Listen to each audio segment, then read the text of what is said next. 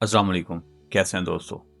हमने अपनी last video में बात की थी जिसमें हमने बात की थी कि ईरान के सुप्रीम लीडर आयतुल्ला अली ख़ामनेई वो शहीद नहीं हुए।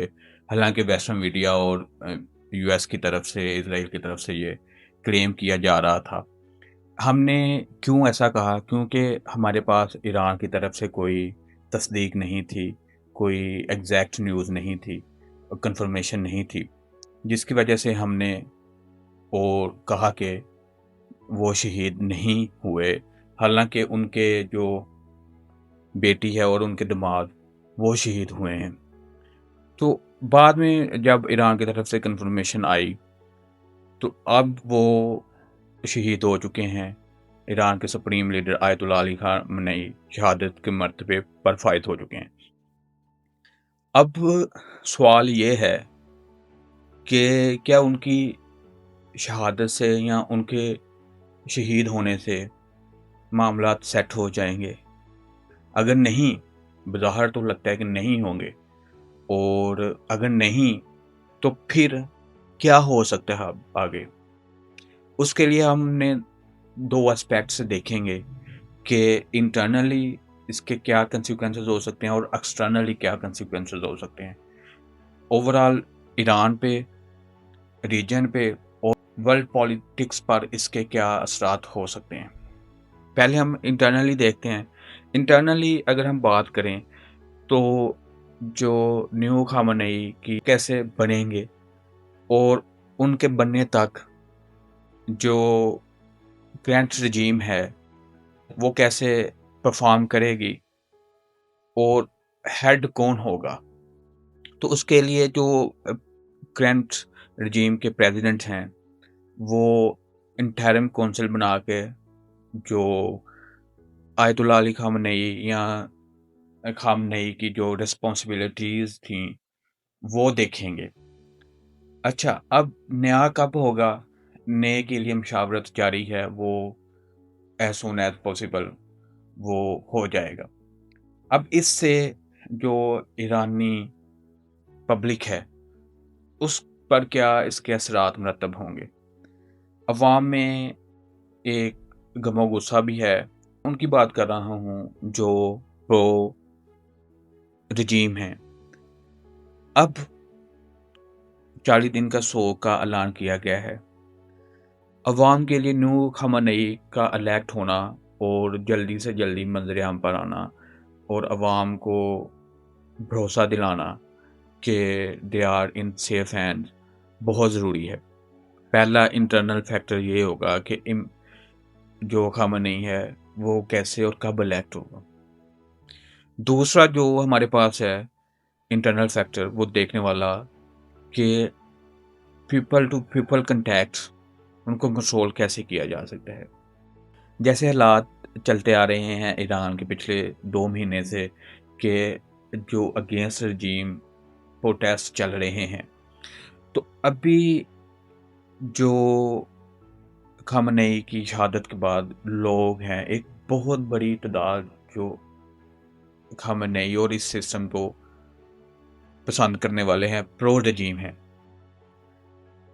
अब क्या हो सकता है कि एक तरफ वो लोग थे जो इस रजीम से छुटकारा हासिल करना चाहते थे और दूसरी तरफ प्रो रजीम लोग थे। तो अब उनमें क्लैशेस हो सकते हैं, सिविल वार हो सकती है, सिविल फाइट हो सकती है, पॉसिबिलिटी है। तो इसको कंट्रोल करना बहुत ज़रूरी है ईरानी करंट रजीम के लिए। अगर इनको कंट्रोल कर लिया तो इंटरनली इंटैक्ट हो जाएगा ईरान और अ, काम करने के लिए आगे बेहतर वे में आगे बढ़ सकता है। अच्छा, ये थे इंटरनल फैक्टर्स। एक्सटर्नल फैक्टर्स की बात करें तो एक्सटर्नल फैक्टर्स में हमारे पास जो हैं कि वो खामेनेई की डेथ के बाद ईरान ज़रूर रिटालिएट करेगा और कर भी रहा है। और जो रेवोल्यूशनरी गार्ड की तरफ से स्टेटमेंट्स आ रही हैं उसमें भी यही कहा जा रहा है कि हम ब्रूटली और फोर्सफुली अटैक करेंगे, जिसके बाद इज़राइल और यूएस याद रखेंगे। तो रिस्पॉन्स में ट्रंप ने भी ऐसा ही ट्वीट किया है थ्रू सोशल मीडिया, बताया है کہ ہم بھی فورسفلی اٹیک کریں گے ایران پر، اور یاد رکھا جائے گا، اور بہت زبردست اور طاقتور قسم کا اٹیک کریں گے۔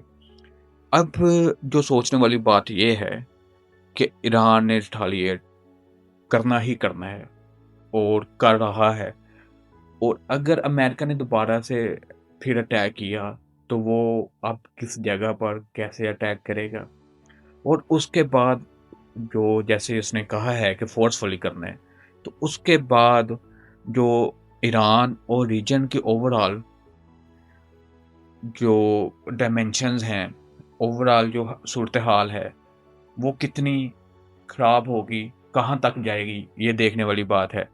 ابھی تک جو ریولوشنری گارڈز نے جو 22 بیسز ہیں مڈل ایسٹ میں یو ایس کی، اس پر اٹیک کیے ہیں، میزائل داغے ہیں، تو اسی طرح آگے بھی کیا وہ ایسا ہی کرے گا، یا اس کے پاس کچھ اور لایا عمل ہے جس پر وہ عمل کرے گا اور حالات مزید بگڑ جائیں گے۔ اس کے علاوہ ہم دوسرا دیکھیں جو اس کا اثر ہو سکتا ہے انٹرنیشنلی، تو وہ انٹرنیشنل انرجی سپلائی پہ ہو سکتا ہے، کیونکہ ایران اسٹیٹ آف ہرمز کو کنٹرول کرتا ہے، اور 20 to 25% جو انرجی کی سپلائی ہے وہ اسٹیٹ آف ہرمز کے ذریعے ہو کے آتی جاتی ہے۔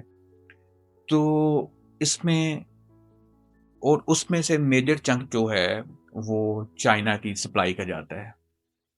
تو اگر اسٹیٹ آف ہرمز جو بند ہوتی ہے تو چائنا پر اس کا کیا امپیکٹ ہوگا، چائنا کی جو انرجی سپلائی ہے وہ کتنی ڈسٹرپٹ ہوگی، یہ دیکھنے والی ہے۔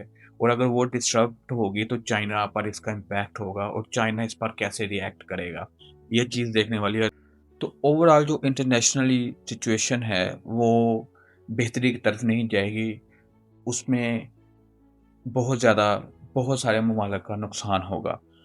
تو یہ تھے انٹرنیشنل فیکٹرز جو ابھی ہو سکتے ہیں اور ہمیں دیکھنے چاہیے، اور آگے ایسی صورتحال بن سکتی ہے۔ دیکھنا اور سوچنے والی بات یہ ہے کہ انٹرنیشنل آرگنائزیشنل باڈیز جیسے UN وہ کیا کر رہی ہیں۔ انٹرنیشنل لا کی تو دھجیاں اڑا دی ہیں، یعنی کہ اگر آپ کسی سوورین اسٹیٹ پہ اٹیک کرتے ہو اور اس کے سپریم لیڈر کو اٹیک کرتے ہو اور اس کو شہید کرتے ہو، اور اس کو، اور جو شہری ہیں ان کو مار دیتے ہو، تو انٹرنیشنل لا کہاں پہ لائی کرتا ہے، کہاں پہ امپلیمنٹ ہوگا؟ اور اس سے بڑھ کر جو یونائٹڈ نیشنز ہیں، وہ اس کا کیا رول ہے ابھی تک، وہ کیسے چیزوں کو کنٹرول کر سکتا ہے؟ اگر نہیں کر پا رہا تو پھر اس کا مطلب ہے کہ وہ باڈیز بھی ایک مخصوص جو طبقہ ہے، ایک مخصوص جو ریاستوں کا گروپ ہے، ان کے لیے کام کرتا ہے، اور کرتا آیا ہے اور کرتا رہے گا۔ باقی جو دوسری ریاستیں ہیں وہ ان کی فیور میں کیا کرتا ہے، ان کے لیے کہاں پہ سٹینڈ لیتا ہے، یہ چیزیں دیکھنے والی ہیں، سوچنے والی ہیں۔ تو اوورآل حالات جو ہیں وہ خامنئی کی شہادت کے بعد بگڑیں گے، یہ میرا اوپینین ہے۔ تو آپ کیا سوچتے ہو اس بارے میں؟ کمنٹ باکس میں ضرور بتائیے، اور مجھے دیجیے اجازت۔ اللہ حافظ۔